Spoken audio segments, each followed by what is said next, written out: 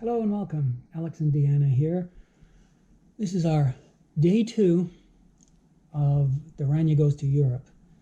Our second day of our European tour around Southern Ontario in early March 2021. If you'd like to see our first video, we'll put the link down below. Meanwhile, here we go with day 2. At the end of our first day, we had traveled to Port Stanley, Ontario. First thing in the morning, we were greeted by 2 Volkswagen campers, one of which was a young fellow from Spain named Jorge, and he has his own channel, and we'll link to that one down below too.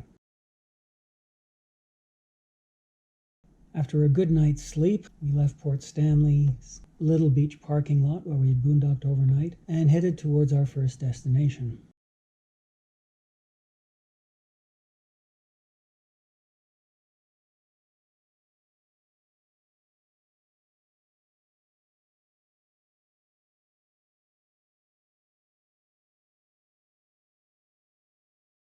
But of course, we couldn't just go directly to that first destination. We're trying to take the back roads, avoid highways, and see what we can see of beautiful Southwestern Ontario's farmland and other areas, and just enjoy being out and about.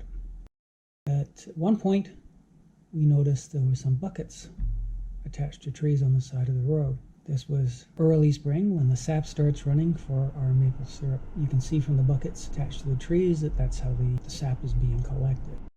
Further along the road, we came upon a more modern style tapping where tubes are led from tree to tree to tree to a collection point. And here's a picture of that.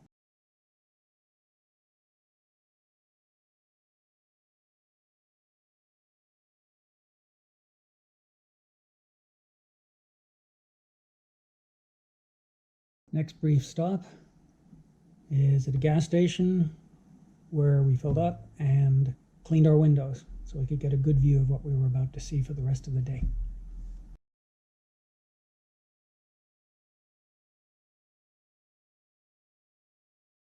As Deanna drove us and I was checking the maps, looking for interesting side roads to take and alternative routes to take to where we were going, happened across this place, Florence, Ontario, which had not been on our original itinerary, but we couldn't help but stop in Florence.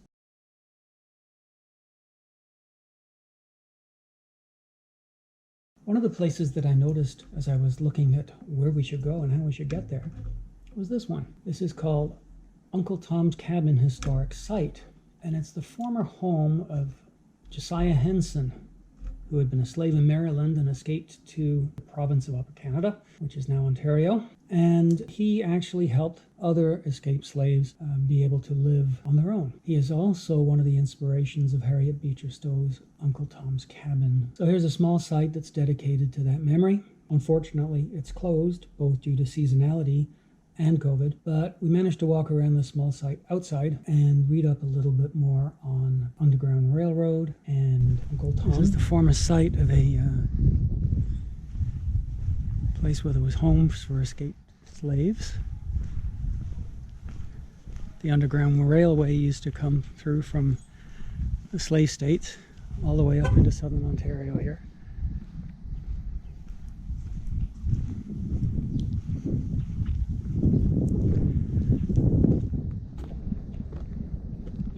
From the 1830s,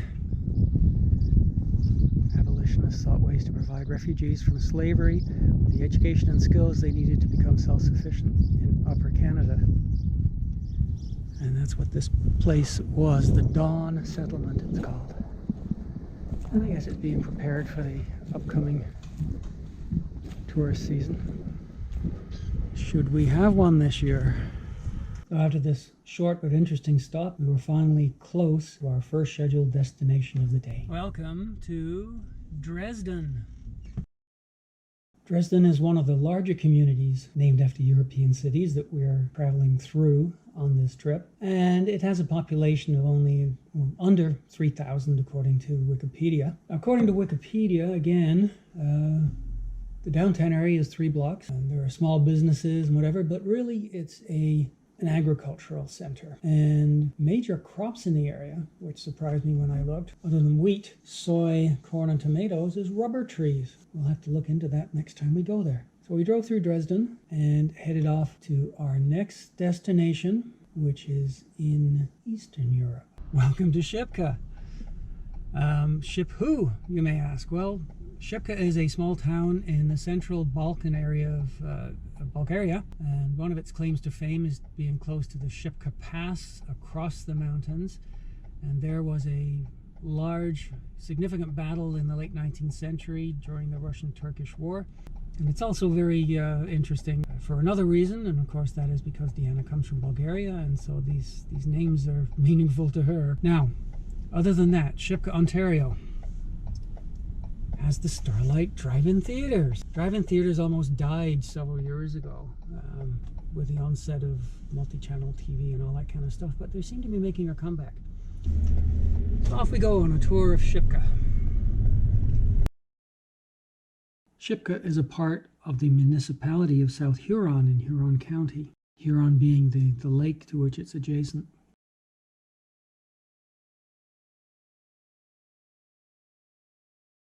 Welcome to Zurich. Zurich, Ontario is a village with a long history dating back to 1854, which is not a long history for Europeans and Asians, but for North America, it's a long history. And it was one of the few settlements that was primarily German origin in the Southwest Ontario area. Dobre došli v Varna. Welcome to Varna. Varna is a city on the Bulgarian Black Sea coast, the east side of Bulgaria. And the Black Sea coastline around Varna. Thank you, it's completed. That's our dash cam. The Black Sea coast of Bulgaria, around Varna and further south, is very, very popular for its beaches. Many foreign tourists. Varna, Ontario was our last stop before we headed to Pinery Provincial Park for our overnight stay. Varna, Ontario was founded by Scots in 1831. It wasn't recorded as being named Varna until later, in 1854, when another Scot named it after the Varna in Bulgaria. At the time, Varna, Bulgaria was a fortress seaport, and that was the embarkation point for soldiers going to fight in the Crimean War.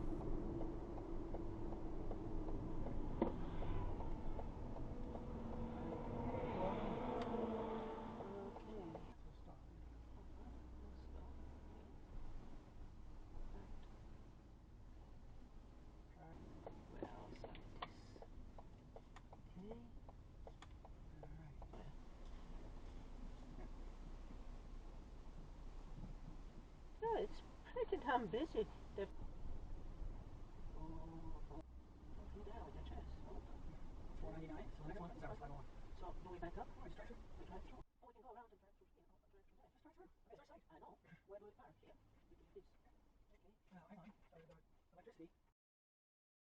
Pinery Provincial Park is situated right on Lake Huron and has 10 kilometers of sandy beach on that lakeshore. It's also one of the few provincial parks that are open year-round for camping and for other activities.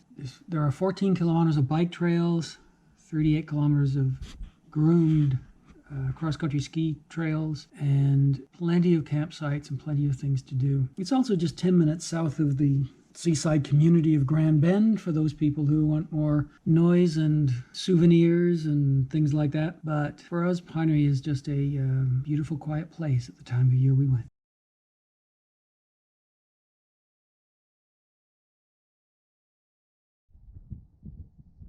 Here's a quick look at the shore of Lake Huron.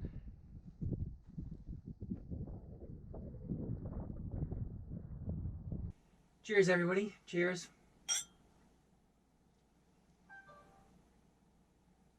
Well, that was a quick response.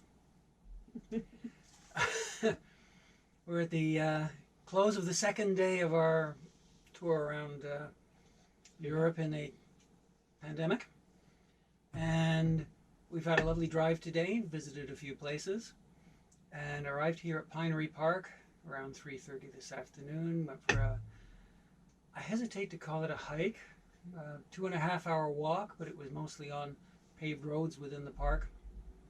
We're not really prepared to go into the deep snow in the woods or on the trails. But we got some good exercise in. And now before dinner, we're just going to have a little lagavulin and cheese and relax and enjoy ourselves. Last night, when we stayed at Port Stanley, it was great. We slept very well. We had concerns about the battery, the coach battery. Weren't sure if it would last the night. They're supposed to, but we weren't sure, so we just kind of crossed our fingers, and everything worked out just fine. Bed was comfortable. Yep. And we just want to do more of this.